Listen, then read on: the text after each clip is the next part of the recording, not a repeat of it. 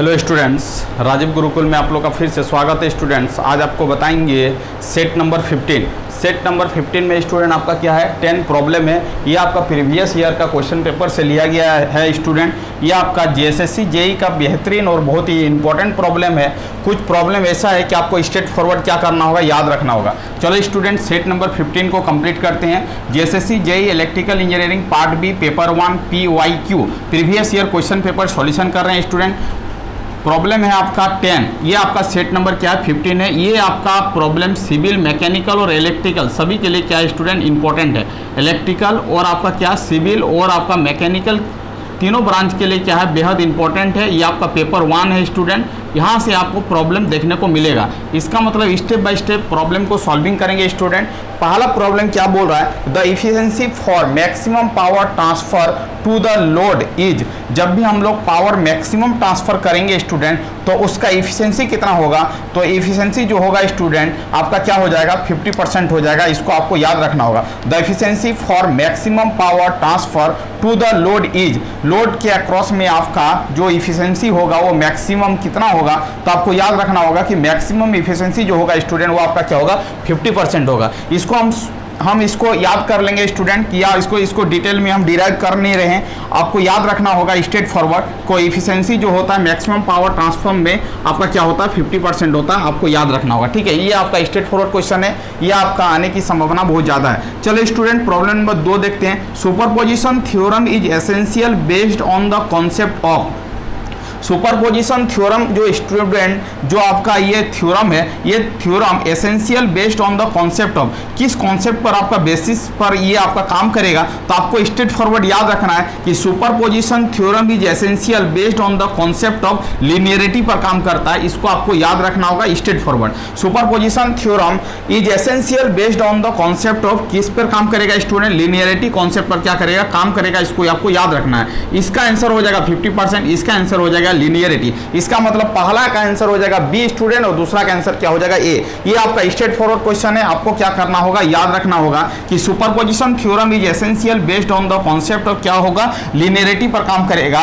Superposition theorem जो applicable होता है स्टूडेंट वो सर्किट कैसा होना चाहिए, ये आपका दूसरा क्वेश्चन, ये आपका इसी क्वेश्चन में दूसरा प्रॉब्लम पूछ सकता है। तो वो आपका लीनियर और बाइडायरेक्शनल कॉन्सेप्ट पर क्या काम करता है, सुपरपोजिशन थ्योरम काम करता है। उसको भी आपको क्या करना है स्टूडेंट, याद रखना है। चलो आगे की ओर चलते हैं, आगे का प्रॉब्लम को लेते हैं। आपका ये दोनों प्रॉब्लम क्या था, स्ट्रेट फॉरवर्ड था। आपको क्या करना है, याद रखना है कि सुपरपोजिशन थ्योरम किस कॉन्सेप्ट पर, किस सर्किट के कॉन्सेप्ट पर आपका काम करेगा, तो लिनियरिटी पर काम करेगा। और आपका सुपरपोजिशन थ्योरम एप्लीकेबल होगा लीनियर और बाइलेटरल, लीनियर और क्या होगा, बाइलेटरल सर्किट के लिए क्या होगा आपका, ये सुपरपोजिशन थ्योरम क्या होगा, वैलिड होगा। इसका मतलब आपको ये दोनों कॉन्सेप्ट आपको क्या करना है स्टूडेंट, याद रखना है। चलो अब देखते हैं 3 नंबर प्रॉब्लम क्या बोल रहा है। If RG in the circuit shown in figure variable, ये जो आरजी रेजिस्टेंस है स्टूडेंट ये आपका वेरिएबल रेजिस्टेंस है। ये आपका लोड है, लोड आपका 60 ओम है, ठीक है। आपसे पूछ रहा है कि आपका the maximum power transfer to the load RL will B.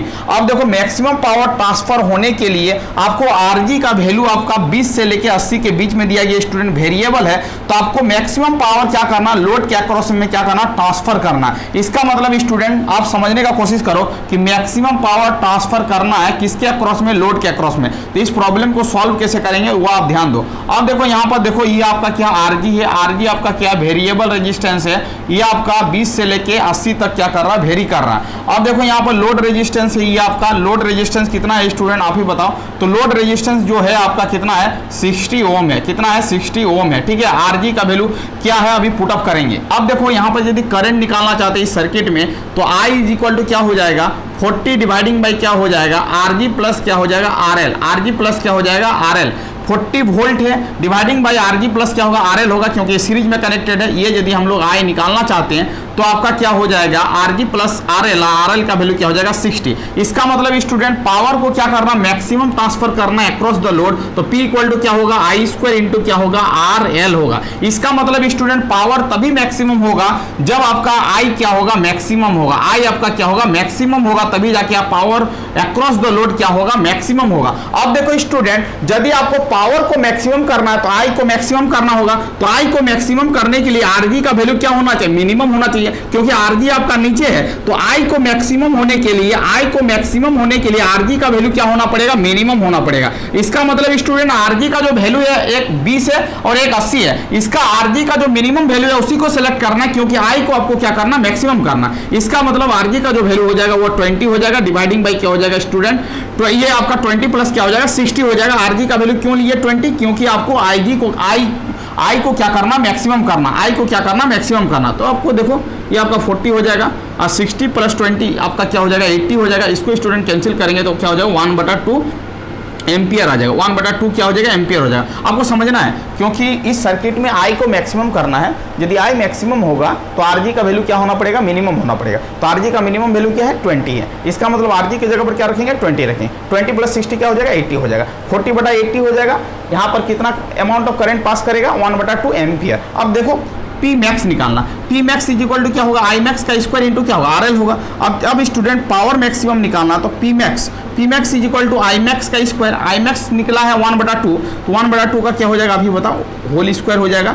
और आर एल का वैल्यू कितना 60 है। इसका मतलब स्टूडेंट 1/ क्या हो जाएगा 4 डिवाइड और गुना क्या हो जाएगा 60। इसको कैंसिल कर लेंगे, 4 15 चौके क्या हो जाएगा 60 हो जाएगा। इसका मतलब मैक्सिमम पावर जो होगा स्टूडेंट वो कितना हो जाएगा 15 वाट हो जाएगा। कितना हो जाएगा 15 वाट हो जाएगा। इसका मतलब 3 नंबर का जो प्रॉब्लम का जो सॉल्यूशन होगा स्टूडेंट वो आपका क्या हो जाएगा 15 वाट हो जाएगा। तो आंसर हो जाएगा आपका ए, आंसर क्या हो जाएगा ए। तो आपको यहाँ से लेके यहाँ तक 3 नंबर प्रॉब्लम का क्या करना, सॉल्यूशन को नोट डाउन कर लेना है। यह बेहद इंपॉर्टेंट क्वेश्चन है, आपको आने की संभावना बहुत ज्यादा है। इसका मतलब लोड के अक्रॉस में मैक्सिमम पावर यदि ट्रांसफर करेगा तो आरजी का वैल्यू क्या होना चाहिए, मिनिमम होना चाहिए। आरजी का वैल्यू आपका 80 और 20 दिया गया है, 80 और 20 दिया गया, तो हम लोग क्या लेंगे आरजी को मिनिमम वैल्यू को कंसीडर करेंगे, क्योंकि आई को क्या करना मैक्सिमम करना। ये आपका कॉन्सेप्ट आना चाहिए, तभी जाके ये प्रॉब्लम क्या होगा सॉल्व होगा। ये आपका प्रॉब्लम का आंसर क्या होगा स्टूडेंट 15 वाट आएगा। पावर पूछ रहा है तो क्या होगा 15 वाट होगा। चलो अब देखो superposition theorem is applicable to, superposition theorem कहां पर एप्लीकेबल होगा उस चीज को आपको बताना है कि superposition theorem is applicable for. अब देखो अब देखते हैं प्रॉब्लम नंबर 4 का सॉल्यूशन। प्रॉब्लम नंबर 4 का क्या सॉल्यूशन होगा, क्या बोल रहा है, superposition theorem is applicable for, superposition theorem is applicable for. Superposition theorem का कुछ कॉन्सेप्ट है स्टूडेंट, उसको आपको क्या करना है, the superposition theorem is applicable to superposition, क्या बोल रहा है लिखो, सुपरपोजिशन सुपरपोजिशन थ्योरम। कुछ पॉइंट बताएंगे स्टूडेंट सुपरपोजिशन थ्योरम में, आपको याद रखना। सुपरपोजिशन थ्योरम एप्लीकेबल क्या होना चाहिए, ये सर्किट कैसा होना चाहिए, लीनियरिटी होना चाहिए, याद रखिएगा। सर्किट क्या होना चाहिए, लीनियरिटी होना चाहिए, तभी जाके सुपरपोजिशन थ्योरम क्या होगा एप्लीकेबल होगा। ठीक है, चलो दूसरा पॉइंट में सुपरपोजिशन थ्योरम से हम क्या कैलकुलेट करते हैं, वोल्टेज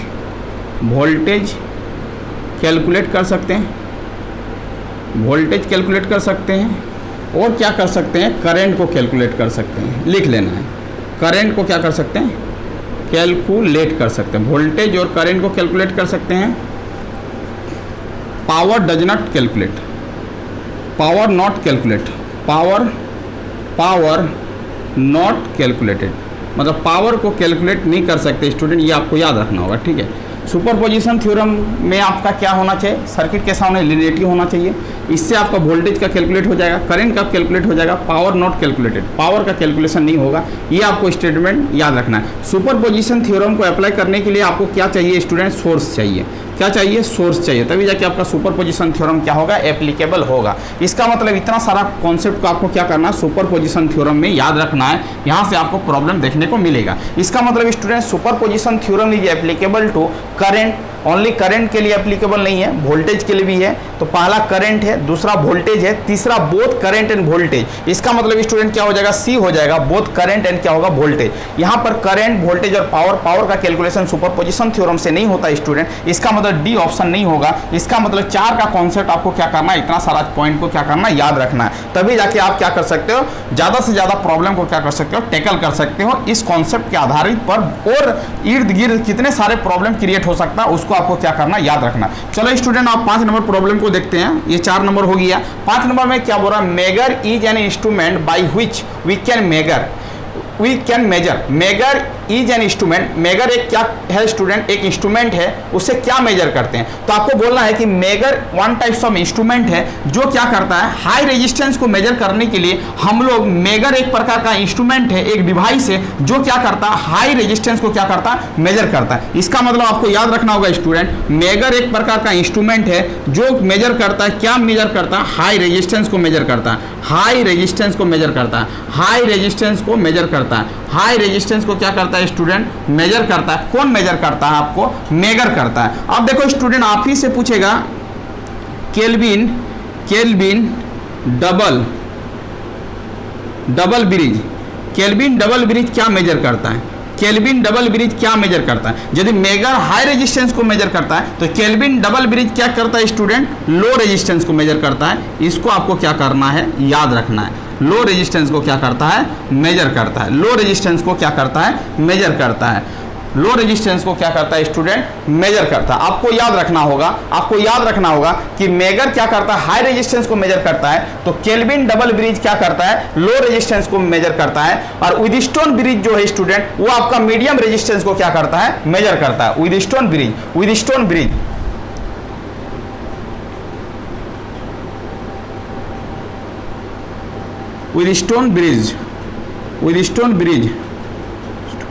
व्हीटस्टोन ब्रिज आपका क्या करता है स्टूडेंट, मीडियम रेजिस्टेंस को क्या करता है, मीडियम रेजिस्टेंस को क्या करता है, मेजर करता है।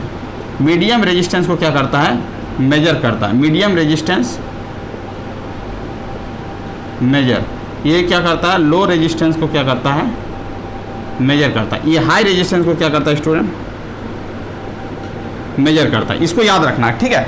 ये सारा पॉइंट को याद रखोगे। मेगर हाई रेजिस्टेंस को मेजर करेगा, kelvin double bridge low resistance को मेजर करेगा, व्हीटस्टोन ब्रिज मीडियम रेजिस्टेंस को क्या करेगा, मेजर करेगा। आपको क्या करना है स्टूडेंट, याद रखना है ये सारा पॉइंट। तो अब आप क्या कर सकते हो, बहुत सारा प्रॉब्लम को क्या कर सकते हो, सॉल्विंग कर सकते हो। तो 5 का आपका ये नोट पॉइंट हो गया, 5 नंबर प्रॉब्लम का ये नोट पॉइंट हो गया। यदि लो रेजिस्टेंस बोलता तो क्या बोलते हैं, केल्विन डबल ब्रिज। यहीं पर मेगर के जगह पर यदि student kelvin double bridge instrument रहता तो लो रेजिस्टेंस होता। मेगर है तो क्या हो जाएगा, हाई रेजिस्टेंस हो जाएगा। अब देखो, हाई करंट को मेजर करने के लिए स्टूडेंट क्या करते हैं, आमीटर का यूज करते हैं, और हाई वोल्टेज को मेजर करने के लिए हम लोग वोल्टमीटर का यूज करते हैं। तो ये सब सारा पॉइंट को क्या करना, याद रखना। चलो आगे की ओर चलते हैं, आगे का प्रॉब्लम लेते हैं। प्रॉब्लम नंबर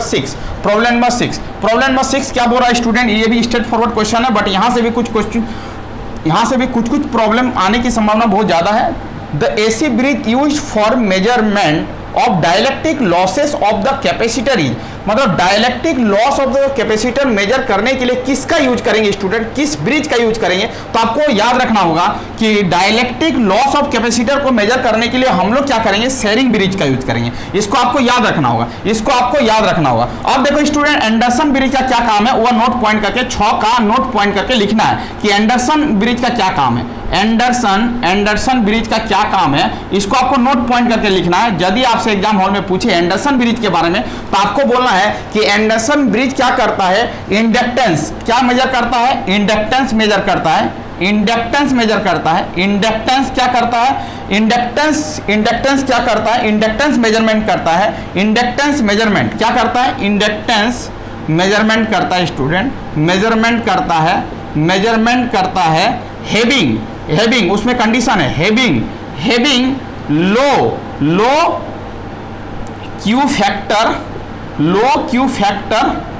ऑफ क्वाइल का क्या होना चाहिए, आपका लो क्यू फैक्टर होना चाहिए, ठीक है। तो आपका एंडरसन ब्रिज क्या करेगा, इंडक्टेंस मेजर करेगा, but having low Q factor of coil का क्यू फैक्टर क्या होना चाहिए, बहुत लो होना चाहिए, तभी जाके वो क्या करेगा स्टूडेंट, इंडक्टेंस मेजर करेगा। तो आपको बोला कि इंडक्शन ब्रिज क्या करता है, इंडक्टेंस मेजर करता है, having low Q factor of coil. ये आपको याद रखना होगा, ठीक है। अब देखो, अब inductance measurement having medium Q factor of coil कौन मेजर करेगा, तो मीडियम वाला यूज करेगा स्टूडेंट मैक्सवेल ब्रिज आपसे पूछता तो मैक्सवेल ब्रिज क्या मेजर करता है, तो आपको बोलना है, या ये सब नोट पॉइंट लिखना है। मैक्सवेल ब्रिज क्या करेगा, इंडक्टेंस मेजर करेगा, क्या मेजर करेगा, इंडक्टेंस ही मेजर करेगा। इंडक्टेंस मेजरमेंट लिख लो, मेजरमेंट क्या है, इंडक्टेंस मेजरमेंट हैविंग लिख लो, हैविंग लो के जगह पर क्या होगा, मीडियम होगा। Medium Q factor, Q factor, quality factor, Q का मतलब quality factor of coil, quality factor of क्या होगा, क्वाइल होगा। क्यू का मतलब क्वालिटी फैक्टर, क्यू का मतलब quality factor of coil. Maxwell bridge क्या करेगा, मीडियम, मैक्सवेल ब्रिज क्या करेगा, मीडियम को मेजर करेगा। एंडरसन ब्रिज किसको करेगा, low Q factor of coil of inductance measurement करेगा। अब देखो हाई कौन मेजर करेगा, लो तो हो गया, मीडियम हो गया, हाई के लिए क्या होगा स्टूडेंट, हे ब्रिज। हे ब्रिज क्या करेगा, हे ब्रिज क्या करेगा, अब टेक्निक भी बताइए। हे ब्रिज क्या करेगा, ये क्या करेगा, ये भी इंडक्टेंस ही मेजर करेगा, लिख लो इंडक्टेंस, इंडक्टेंस मेजरमेंट क्या करेगा, इंडक्टेंस मेजरमेंट करेगा।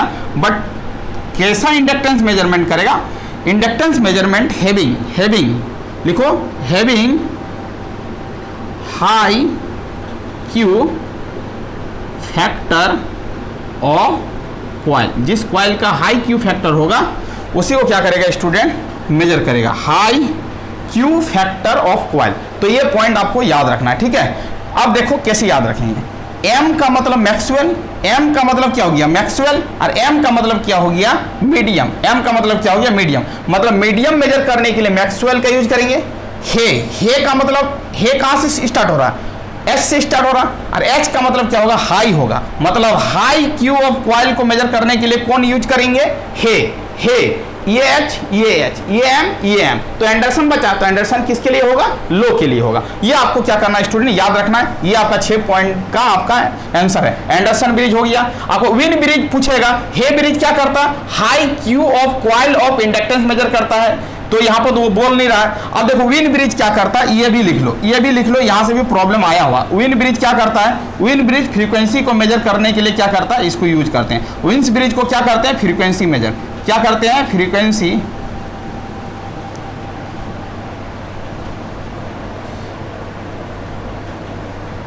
Frequency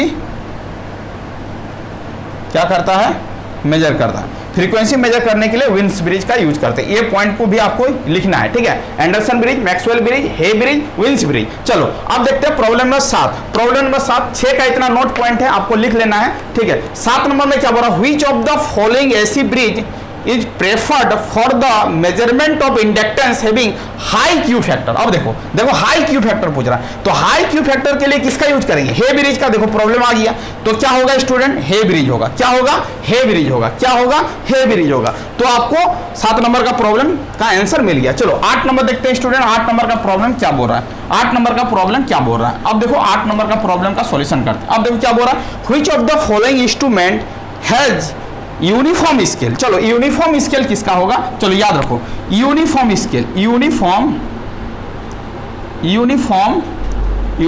scale, uniform scale. तो आपका याद रखना होगा स्टूडेंट, यूनिफॉर्म स्केल किस में होगा, आपका PMCC, permanent magnet, permanent magnet, permanent magnet PMCC,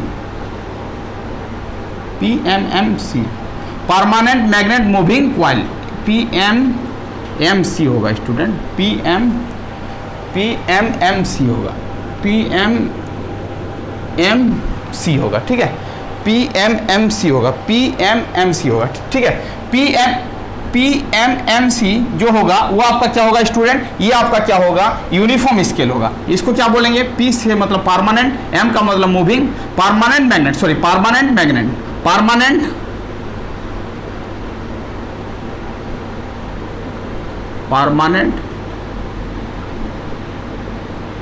magnet moving coil, permanent magnet moving coil, permanent magnet moving coil. ये आपका यूनिफॉर्म स्केल मेजर करता है स्टूडेंट, और ये किस पे काम करता है, DC में काम करता है, ओनली DC, ओनली क्या करेगा, DC में काम करेगा, only DC only, DC only में क्या करता है, काम करता है। इसको याद रखेगा। तो 8 नंबर का स्टूडेंट क्या हो जाएगा आपका, PMMC हो जाएगा, PMCC हो जाएगा। अब यदि पूछता कि मूविंग आयरन टाइप पूछता, यदि पूछ लेता मूविंग आयरन टाइप, तो ये क्या होता है स्टूडेंट, नॉन यूनिफॉर्म स्केल पर काम करता है। नॉन यूनिफॉर्म, याद रखो ये पूछा है, नॉन यूनिफॉर्म क्या करता है, नॉन यूनिफॉर्म स्केल पर काम करता है, ठीक है। और ये आपका AC and DC both work, मतलब ये वर्क करेगा स्टूडेंट एसी और डीसी दोनों में वर्क करेगा, ठीक है। Work AC and DC both work, मतलब ये मूविंग आयरन दोनों में काम करेगा। Permanent magnet moving coil DC में काम करेगा, मूविंग आयरन एसी और डीसी दोनों में काम करेगा। इसका स्केल क्या होता है? यूनिफॉर्म होता है। इसका स्केल क्या होता है? नॉन यूनिफॉर्म होता है। चलो आगे की ओर चलते हैं, आगे का देखते हैं। Dash is use for temperature measurement. Temperature measurement करने के लिए स्टूडेंट किसका यूज करेंगे? तो आपको याद रखना होगा थर्मोकपल का यूज करते हैं स्टूडेंट टेम्परेचर मेजरमेंट करने के लिए। थर्मोकपल का यूज किसमें करते हैं? टेम्परेचर मेजरमेंट करने में हम लोग क्या करते हैं? थर्मोकपल का यूज करते हैं। तो आपको याद रखना होगा स्टूडेंट टेम्परेचर किससे माप देंगे? तो टेम्परेचर मेजर करने के लिए हम लोग क्या करेंगे?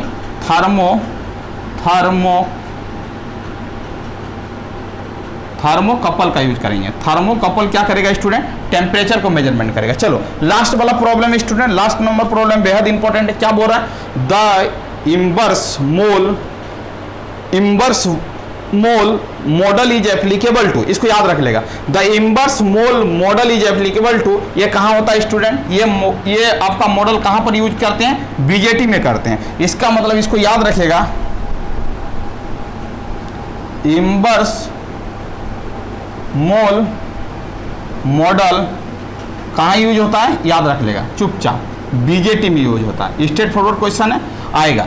बी का मतलब बाइपोलर, जी का मतलब जंक्शन, टी का मतलब ट्रांजिस्टर। तो बीजेटी का मतलब होता है बाइपोलर जंक्शन ट्रांजिस्टर। क्या होता है? Bipolar junction transistor. तो इनवर्स मोल मॉडल किस में यूज करेंगे? बीजेटी में यूज करेंगे। इसका मतलब स्टूडेंट आज 10 प्रॉब्लम था। 10 प्रॉब्लम में ज़्यादा क्या था? इन्फॉर्मेटिक टाइप का प्रॉब्लम था। आज ज़्यादा इन्फॉर्मेटिक टाइप का ही प्रॉब्लम लिए थे। मैथमेटिकल कैलकुलेशन वाला प्रॉब्लम आज नहीं लिए थे सेट में। जितना सारा प्रॉब्लम था थोड़ा सा स्ट्रेट फॉरवर्ड क्वेश्चन था। तो इस तरह का प्रॉब्लम को सॉल्व करने के लिए स्टूडेंट आपका कॉन्सेप्ट के साथ साथ कुछ स्टेटमेंट आपको याद रहना होगा। जब तक आपको स्टेटमेंट याद नहीं रहेगा स्टूडेंट, तो इस तरह का प्रॉब्लम को हैंडल करने में आपको प्रॉब्लम होगा। तो ये आपका क्या है? इन्फॉर्मेटिव टाइप का क्वेश्चन है, वन लाइनर क्वेश्चन है। इस तरह का आंसर को क्या करना होगा? आपको याद रखना होगा, तभी जाके इस तरह का प्रॉब्लम को क्या कर सकते हो स्टूडेंट? सॉल्यूशन कर सकते हो। इसका मतलब है जितना सारा प्रॉब्लम हम 10 प्रॉब्लम बताए हैं, 10 प्रॉब्लम का सॉल्यूशन आपका माइंड में रहना चाहिए, इसका आंसर आपका याद रहना चाहिए। आज स्टूडेंट 15 सेट था। 15 सेट मतलब 1 से लेकर 15 सेट क्या किए? डिस्कशन कर लिए। इसका मतलब एक सेट में ऑन एन एवरेज 10 प्रॉब्लम है, तो 15 सेट में कितना प्रॉब्लम हो गया? 150 प्रॉब्लम हो गया स्टूडेंट। तो आपका 150 प्रॉब्लम मतलब 150 तरह का कॉन्सेप्ट आपका क्या हो रहा है? रेडी हो रहा है। ऐसा नहीं कि 150 प्रॉब्लम रेडी हो रहा है, 150 तरह का क्या हो रहा है? कॉन्सेप्ट रेडी हो रहा है